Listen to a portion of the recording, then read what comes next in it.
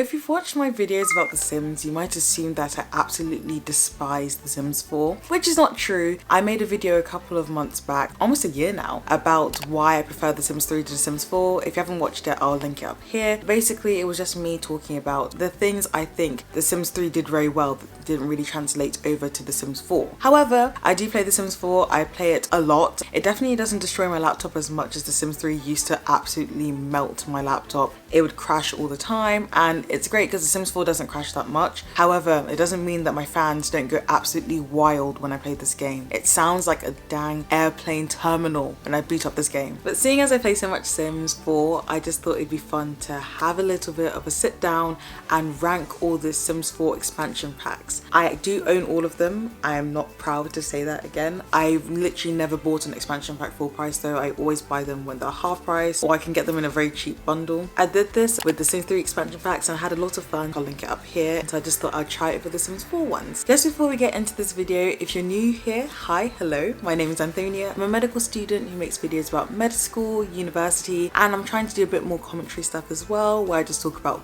basically anything I want to. So if that sounds good to you guys, feel free to subscribe and keep watching this video. I'm gonna do the tier list with my laptop like I did with my last video for The Sims 3. Just as a little disclaimer, I'm just gonna be talking about things that stuck out to me about each pack that made me decide where to put them in the ranking. I'm not gonna talk about every little thing that came with the pack because we'd be here for hours and I don't have time to do that. I'm gonna try and go through chronologically from like order of pack release because it's just easier to organize it that way. So let's start off with Get to Work, the first Sims 4 expansion pack. Get to Work brought in the option of playing like live careers. You can actually go to work with your Sims and the doctor, police/detective or scientist career, and you can actually control what they do in the day, which is quite a nice touch. I do think it's a shame that at that point they only brought in 3 live careers. The live careers kind of get a little bit boring. As a medic, I do enjoy playing as a doctor, but like I said, it does kind of get old after a while. Like I wish there was a little bit more variation in what you could do, or that there were more live careers introduced in this pack. You also have an option to run your own business, which I quite like, but again, I feel like the mechanic for this does get a little bit mundane, and the way you can actually run the business is a bit boring for me after a while. I think with all the running businesses, running your own restaurant, vet clinic is a little bit laggy. I don't know whether that's just for me, but I do find it a little bit laggy. But it's a nice option to be able to have that personal business instead of having to fit into one of the careers that were listed, so it was a nice touch. Magnolia Promenade was the world that came with this pack, and I despise Magnolia Promenade. It has 4 lots. I just think it's so boring and bland. Like I almost would have preferred not to get one because it just feels like a little bit of a half-assed world. And just as an extra pedantic point, this pack introduced 2 skills, photography and baking. I don't really have much beef with that, except for the fact that in Sims 4 for some reason you cook cakes instead of baking cakes. It's such a silly point, such a minor point, but it would have been nice for them to reorganize that so you actually could put the cakes into the baking skill instead of the cooking skills. Also, aliens were included with this pack. I don't really play with aliens that much, so it didn't really affect what I thought about the pack. So Get to Work for me is going in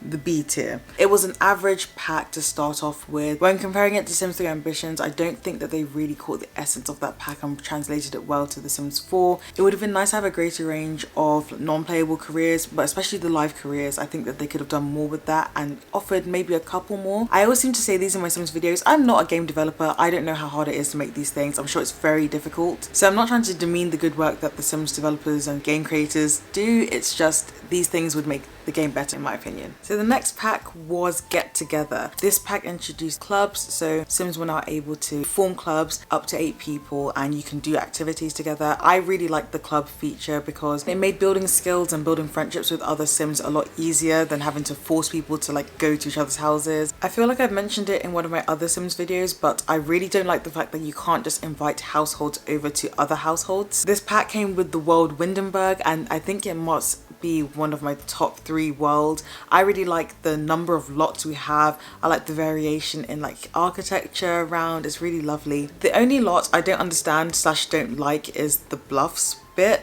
I know that it's probably supposed to be for like the party DJing stuff that you can do up there. Maybe it's just my game, but it always seems to glitch when I go up there or when I'm invited to go to do events up there. I don't really like it too much, but the rest of the world is so nice. The number of locks available mean that you can actually make a meaningful world there, full of all different kinds of lock types. The nightclubs are a nice touch. My major beef with clubs is the fact that bar interactions, like ordering a drink or ordering food, always seem to be quite laggy. I feel like this is going to be a very common thing that's going to come up with all of my kind of critiques for these packs. Some interactions just don't really work like they're supposed to, but other than that, I really enjoy Get Together. So I'm going to put Get Together in the S tier. I just think that it's a really good expansion pack. I'd actually say it's vital for gameplay. I really think it's the pack that elevates your gameplay, makes it more fun. Being able to make your own clubs and having Windenburg as a playable world, amazing. City Living is the next pack chronologically, and this pack really revolved around, you guessed it, city life. So we have San Myshuno brought in as the world. I really like San Myshuno. It's full of like high-rise apartment buildings, and I just like cities that are laid out like that, like Vancouver and London.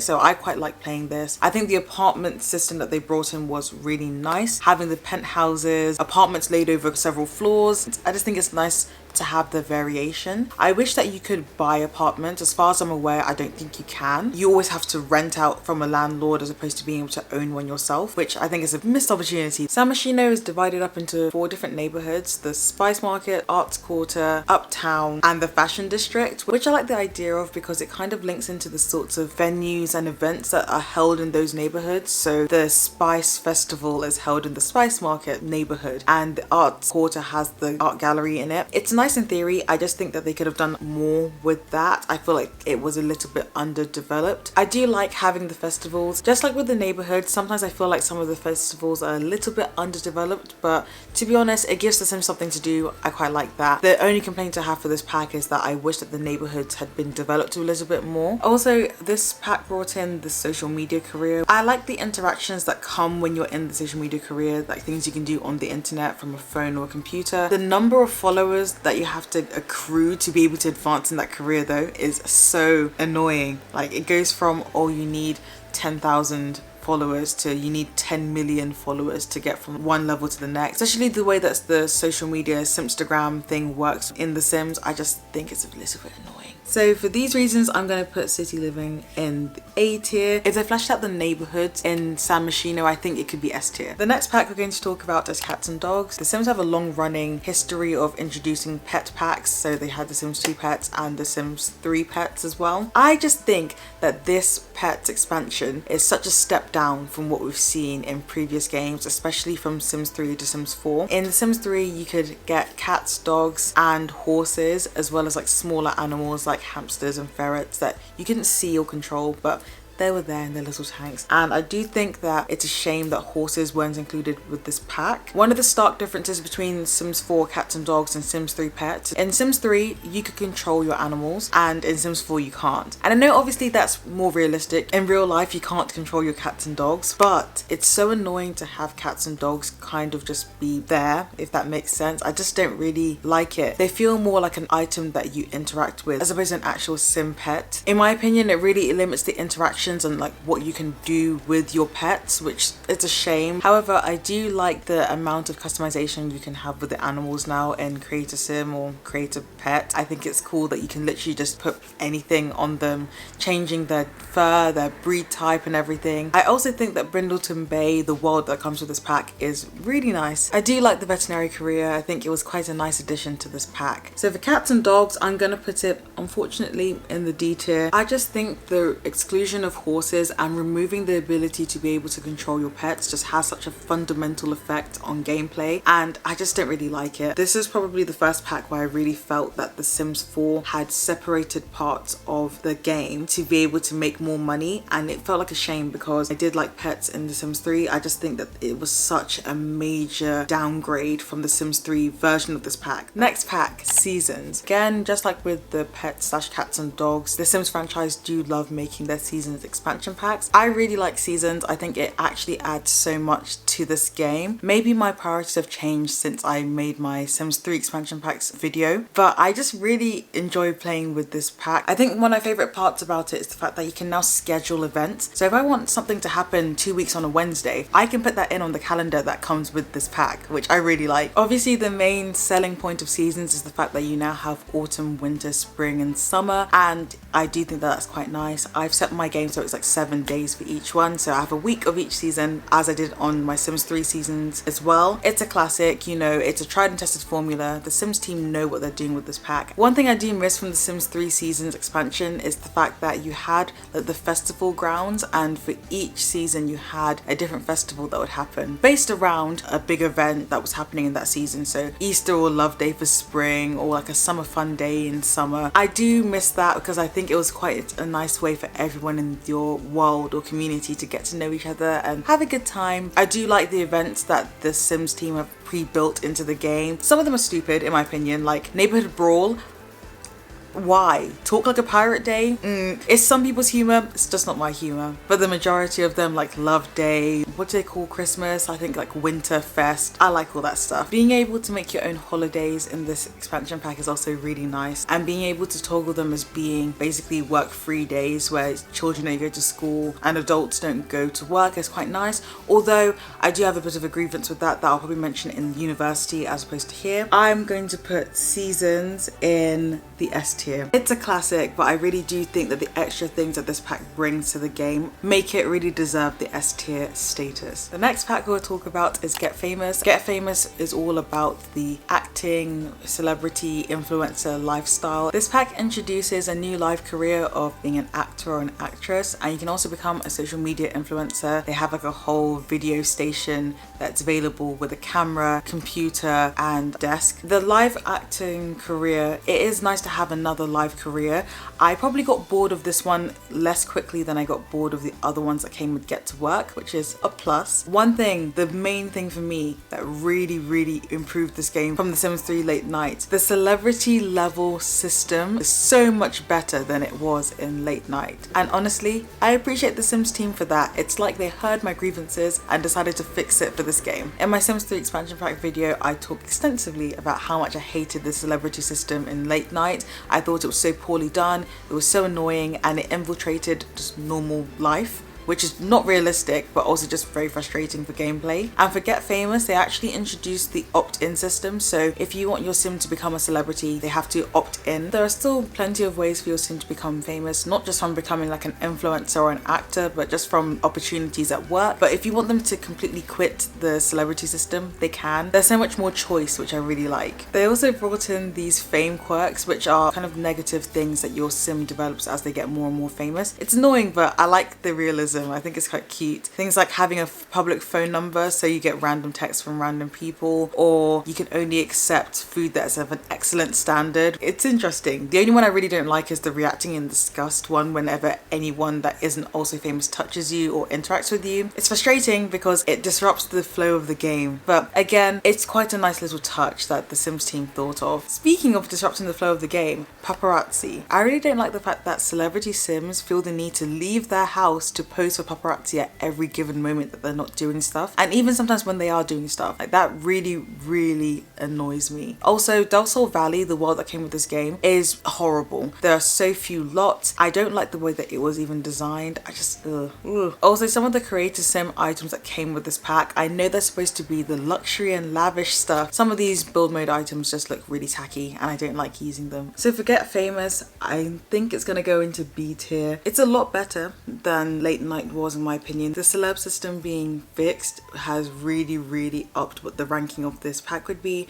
However, I think that there are some tweaks that are needed. Mainly fix up Del Sol Valley, and also just the way that Sims interact with each other. I know that the quirks are supposed to purposefully like make life a little bit more difficult for the celeb Sims, but even just like the paparazzi thing, it's quite annoying. The next pack is Island Living. So I think this was supposed to be quite similar to the Sims 3 Island Paradise. In comparison to Island Paradise, Island Living feels a little bit underdeveloped and lackluster, and I think that that's a running theme for this pack in my opinion. I just think so many things could have been taken further to make them even better. We get this beautiful world of Solani, which looks really nice, but I feel like there are just so many things that you can't interact with or that just weren't really thought through enough. The beach shacks that are supposed to be selling things, like always being closed because you can't interact with them, I just don't like that. All the houses, or at least a vast majority of the houses in this world, are so poorly furnished. And I know it's something that's been called out a lot, but in this pack in particular, it really stuck out to me that these houses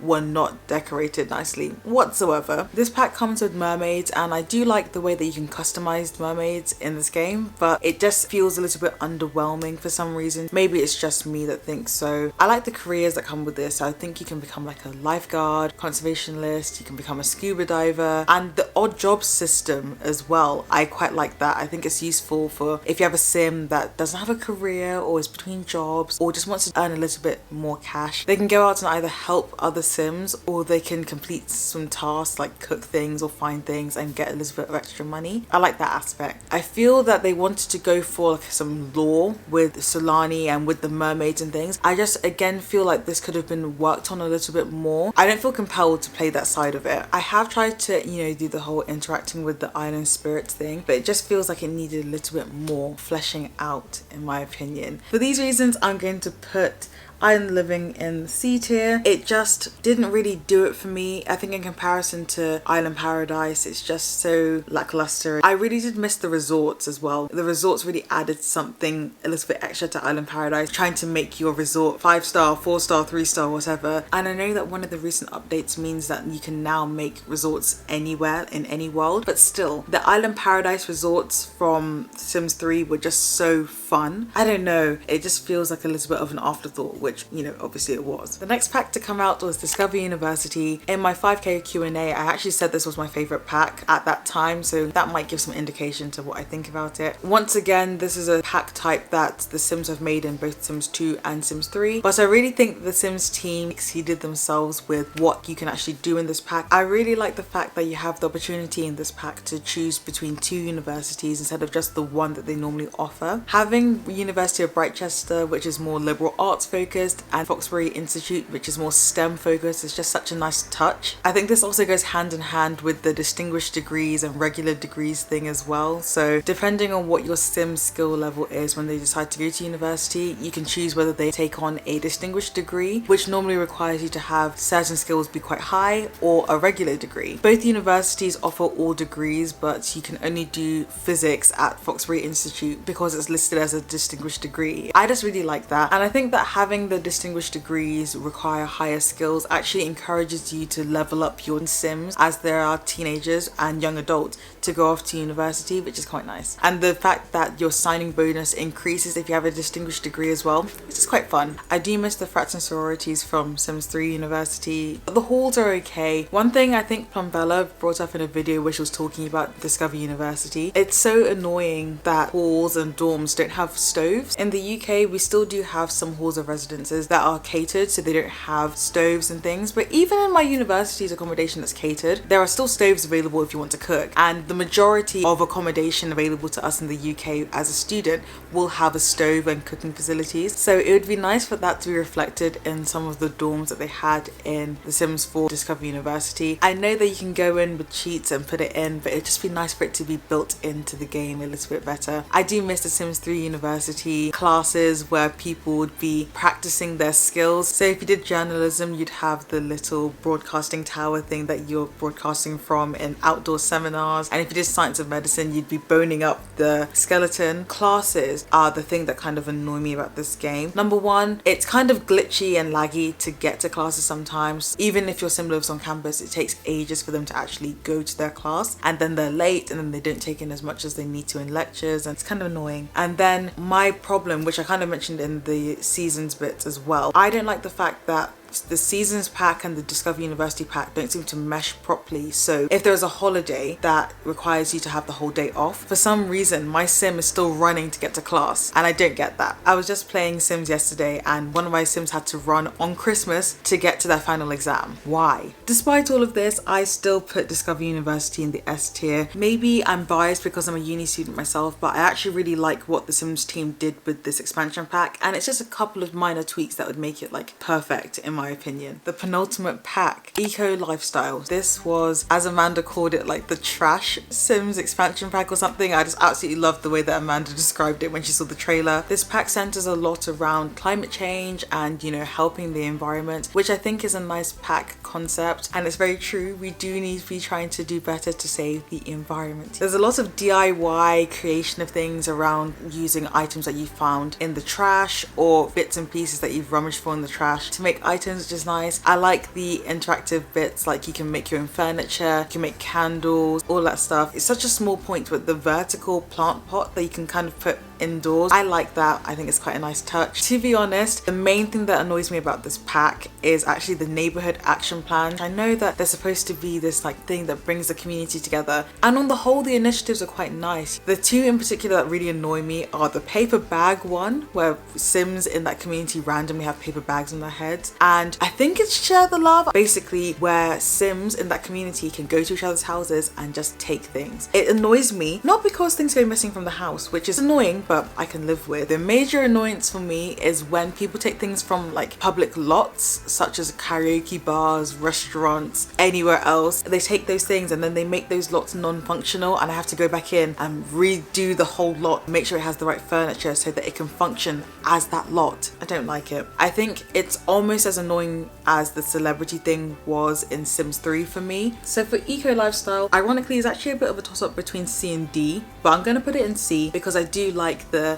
fabrication and making candles and making your own juice and things, and I think that the concept of the pack is good. It's just those annoying things. I know I can set these particular neighborhood action plans not to happen, and that would probably make the game a lot better for me, but it's when it happens in random areas, and the fact that that's the way that that particular neighborhood action plan works, that's what's annoying to me. Finally, last but not least, is Snowy Escape, which only came out a couple of months ago. This pack centers around two things: Japanese culture and snow sports and snow activities. I actually posted initial reactions to the trailer, and I remember thinking to myself that the snow sports side of this should have been included in seasons, but I kind of get why they didn't do that now, I guess. This pack came with the world Mount Komorebi, which I think is really beautiful. It has a lot of like Japanese influences with the design of buildings, and I think it's really, really nice. I just really like the aesthetic look of it. Like I said, one of the main selling points of this pack was the snow sports, so you can do tobogganing with kids, you can do snowboarding and skiing. I think it's nice, but I did get bored of it quite quickly, I'd say. I preferred The Sims 3 where you could just get a half pipe anywhere. I also found sometimes actually physically getting to the slopes to do the snow sports is a little bit difficult. You have to go to a different lot and then run all the way to go there, and it's just a bit long. This pack also introduced the lifestyles and sentiments. The lifestyles and sentiments, I was initially really optimistic that these were going to have a good impact on improving gameplay, but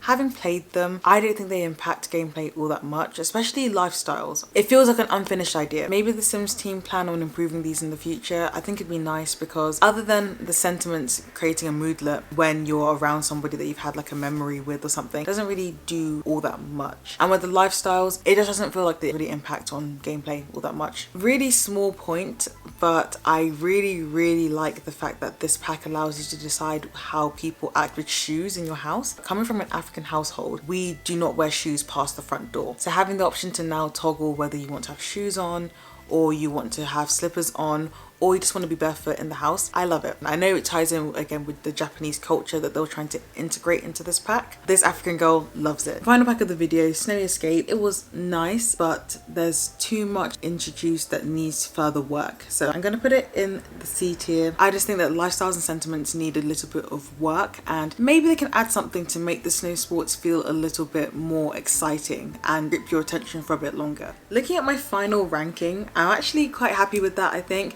You see, I don't hate Sims 4. I don't hate it, I just think that there are some things that need to be developed. You'll notice there's no F tier, and that's because nothing annoyed me more than the celeb system and the vampire system in Sims 3 Late Night. I think that the expansion packs for Sims 4 are generally okay. Some of them are really good. It's just, in comparison to Sims 3, it feels as though some key things are missing. But that's not to say that they didn't add in some really good things in the Sims 4 expansion packs, especially that S tier. I really, really think that they are vital for good gameplay. That brings us to the end of this video. Hopefully you guys enjoyed it. If you did, don't forget to give this video a big thumbs up and subscribe if you haven't already. Feel free to let me know down in the comments whether you agree or disagree with my ranking, and I'll see you guys in the next video. Bye!